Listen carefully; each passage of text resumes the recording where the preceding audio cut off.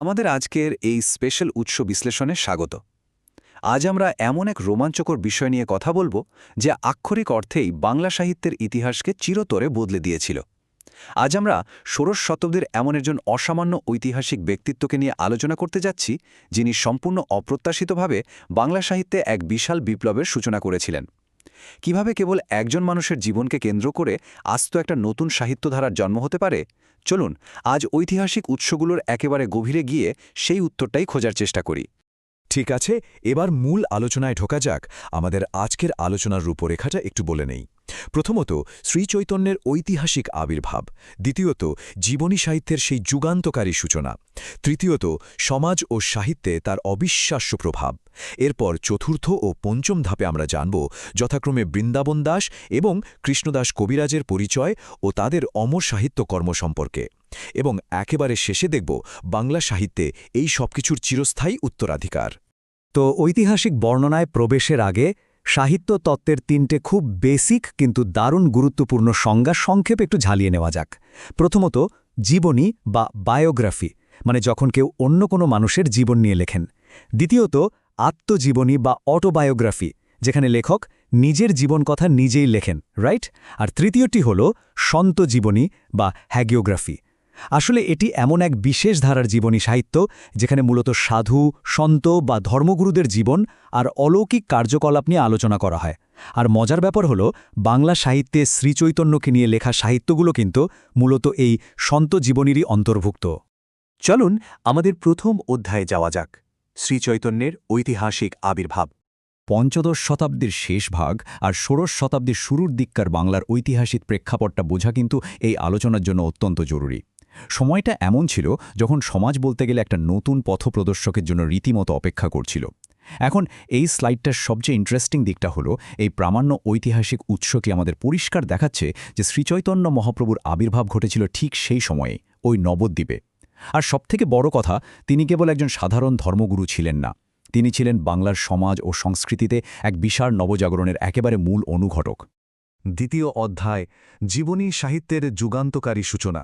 একটু ভাবুন তো, একটা মানুষের জীবন, তার আদর্শ আর তার কাজ কতটা বিশাল হলে তাকে দিনের পর দিন লিপিবদ্ধ করে রাখার জন্য একটা তীব্র প্রয়োজন তৈরি হতে পারে। জীবনী সাহিত্যের এই বিবর্তনের দিকে তাকালে দেখবেন, শুরুটা হয়েছিল মুরারি গুপ্তের সংস্কৃত ভাষায় লেখা কর্চা বা ব্যক্তিগত কিছু নোটের মাধ্যমে। এরপর সেই ছোট ধারাটি বিশাল মহিরুহের রূপ পায় বৃন্দাবন দাসের লেখা বাংলা ভাষার প্রথম জীবনী কাব্য চৈতন্য ভাগবতের মাধ্যমে। আর সবশেষে এই ধারা একেবারে তার চূড়ান্ত শিখরে পৌঁছায় কৃষ্ণদাস কবিরাজের সেই মাস্টারপিস চৈতন্য চরিতামৃতের হাত ধরে। এবারে আমাদের তৃতীয় অধ্যায়, সমাজ ও সাহিত্যে শ্রীচৈতন্যের প্রভাব। চৈতন্যদেবের প্রভাব আসলে এতটাই ব্যাপক ছিল যে তা তৎকালীন সাহিত্যের প্রায় প্রতিটি কোণায় গিয়ে পৌঁছেছিল। তার প্রচারিত সেই অহিংসা আর মানবকেন্দ্রিক প্রেমের আদর্শ সেকালের প্রধান চারটি সাহিত্য ধারাকে আক্ষরিক অর্থে একেবারে বদলে দিয়েছিল। এই যেমন ধরুন বৈষ্ণব পদাবলী, মঙ্গলকাব্য, অনুবাদ সাহিত্য এবং বাউল সঙ্গীত।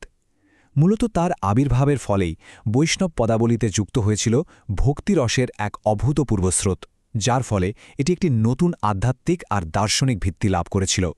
স্ক্রিনের এই প্রামাণ্য ঐতিহাসিক দলিলটা একটু খেয়াল করুন। এটি স্পষ্টভাবে দেখাচ্ছে কিভাবে চৈতন্য প্রভাব কেবল প্রথাগত লিখিত সাহিত্যেই সীমাবদ্ধ থাকেনি। অষ্টাদশ ঊনবিংশ শতাব্দীর শাক্ত পদাবলী থেকে শুরু করে বাউল সঙ্গীতের মতো লোক সাহিত্যের বিশাল পরিসরেও তা ভক্তিরসের এক প্রবল জোয়ার নিয়ে এসেছিল। তার এই অসাধারণ ব্যক্তিত্ব সাহিত্যের প্রতিটি শাখাকেই যেন ভেতর থেকে পরিপুষ্ট করেছিল। এবার আসা যাক আমাদের চতুর্থ অধ্যায়ে, প্রথম জীবনীকার বৃন্দাবন দাস। তো বাংলা ভাষায় সর্বপ্রথম এই বিশাল ইতিহাসকে লিপিবদ্ধ করার দুঃসাহসিক কাজটা যিনি করেছিলেন, তিনি হলেন জীবনী সাহিত্যের অন্যতম পথপ্রদর্শক বৃন্দাবন দাস। তিনি ছিলেন চৈতন্য ভাগবত গ্রন্থের রচয়িতা। শ্রীচৈতন্যের জীবনীকে অত্যন্ত সহজ, সাবলীল আর দারুণ আবেগপূর্ণভাবে তিনি আমাদের সামনে তুলে ধরেছিলেন।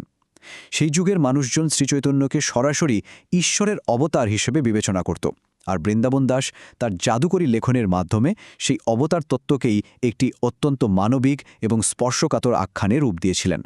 তার কাজের ঐতিহাসিক মূল্য আসলে কতটা গভীর ছিল তা বোঝাতে একটা বিখ্যাত উক্তি এখানে উল্লেখ করতেই হয়। চৈতন্য চরিতে ব্যাস বৃন্দাবন দাস। মহাকবি বেদব্যাস যেমন মহাভারত রচনা করে অমর হয়েছেন, ঠিক তেমনি শ্রীচৈতন্যের কাহিনী রচনার ভিত্তিস্তর স্থাপনের জন্য পরবর্তীকালে শ্রেষ্ঠ জীবনীকাররাও বৃন্দাবন দাসকে এই জীবনীধারার ব্যাস হিসাবে পরম শ্রদ্ধার সাথে স্বীকৃতি দিয়েছেন।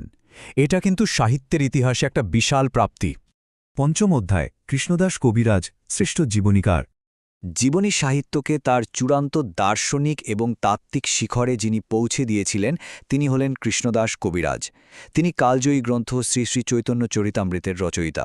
বৃন্দাবন দাসের তৈরি করা সেই ঐতিহাসিক আখ্যানকে তিনি গ্রহণ করেছিলেন ঠিকই, কিন্তু তাতে তিনি অত্যন্ত বুদ্ধিমত্তার সাথে এক সুগভীর ও জটিল দার্শনিক তত্ত্ব যুক্ত করেছিলেন। তার হাতেই জীবনী সাহিত্য নিছক বর্ণনার গণ্ডি পেরিয়ে এক অনবদ্য মাস্টারপিসে পরিণত হয়েছিল। এই ব্যাপারটা দারুণভাবে প্রমাণ করে যে এই দুই শ্রেষ্ঠ স্রষ্টার কাজের মধ্যকার পার্থক্য আর পরিপূরক সম্পর্কটা ঠিক কতটা চমকপ্রদ। একদিকে দেখুন, বৃন্দাবন দাসের চৈতন্য ভাগবত ছিল ঐতিহাসিক ঘটনা নির্ভর, খুব সহজবোধ্য এবং আবেগে একেবারে ভরপুর। অন্যদিকে কৃষ্ণদাস কবিরাজের চৈতন্য চরিতামৃত ছিল দার্শনিক গভীরতায় পূর্ণ এক তাত্ত্বিক মাস্টারপিস। এই দুটি গ্রন্থ যেন একে অপরের নিখুঁত পরিপূরক হিসেবেই বাংলা সাহিত্যের এই ধারাটিকে আজীবন সম্পূর্ণ করে রেখেছে। এবার আমরা চলে এসেছি আমাদের শেষ ধাপে, ষষ্ঠ অধ্যায় আধুনিক যুগে এর চিরস্থায়ী উত্তরাধিকার। চলুন দেখি কিভাবে এই বিশাল প্রভাব আধুনিক যুগেও এসে পড়ল। এটা সত্যি বিস্ময়কর। ঐতিহাসিক তথ্য আমাদের সরাসরি প্রমাণ দিচ্ছে যে শ্রীচৈতন্যের সেই সাংস্কৃতিক মূল্যবোধ কেবল মধ্যযুগেই আটকে থাকেনি। ঊনবিংশ শতাব্দীর নবজাগরণের যুগে খোদ রবীন্দ্রনাথ ঠাকুর কিংবা কাজী নজরুলের মতো মহারথীদের রচনাতেও এর গভীর শেকড় লক্ষ্য করা যায়। তার মানে বুঝতে পারছেন, ষোড়শ শতাব্দীর একটি অসামান্য জীবন শতাব্দীর পর শতাব্দী ধরে আমাদের চিন্তাধারাকে কতটা গভীরভাবে প্রভাবিত করে গেছে। তাহলে সবশেষে একটা গভীর প্রশ্ন কিন্তু থেকেই যায়, ষোড়শ শতাব্দীর এই যুগান্তকারী সাংস্কৃতিক অনুঘটকের প্রভাব আজও কিভাবে আমাদের মানবীয় গল্প বলার ধরনকে প্রতিনিয়ত রূপ দিয়ে চলেছে? জীবনী সাহিত্য দিয়ে যে ধারার সেদিন সূচনা হয়েছিল তা আজও আমাদের মানবিক দিকগুলোকে তুলে ধরতে প্রেরণা জুগিয়ে যায়।